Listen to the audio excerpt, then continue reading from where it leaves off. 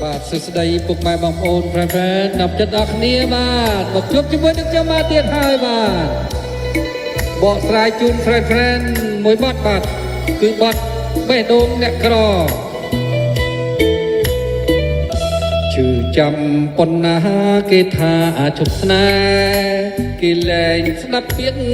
ត្អូញដែរស្នេហ៍ធ្លាប់តែ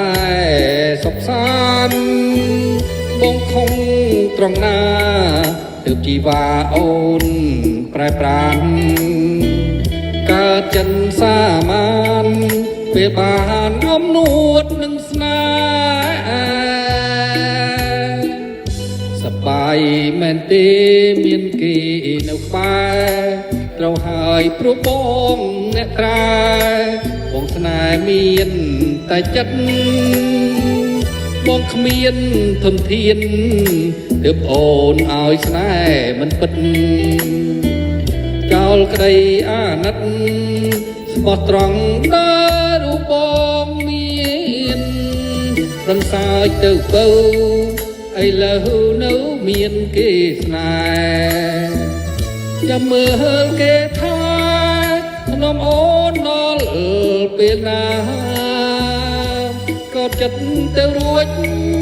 អូនលួចក្បត់ចិត្តសង្សារបេះដូងជីវ៉ាតើពេលណាទៅលៀងឲ្យជ្រាំង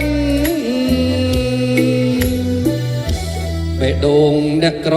អង្វរដល់ស្នេហ៍ប៉ុណ្ណឹងបងទ្រាំបានទេប៉ុន្តែបងខ្លាចជីវ៉ាជប់ទៅណាអូនកុំភ្លើតភ្លើននឹងស្នេហា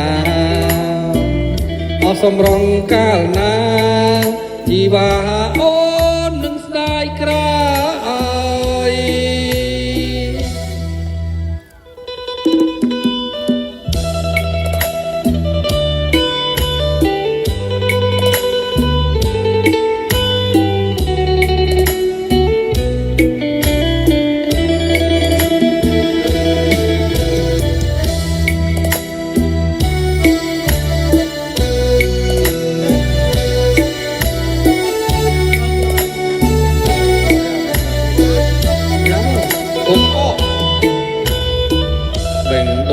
អ្នកក្រអង្វរដល់ស្នេហ៍ប៉ុណ្ណឹងបងទ្រាំបានទេប៉ុន្តែបងខ្លាចជីវ៉ាជប់ទៅណាអូនកុំភ្លើតភ្លើននឹងស្នេហា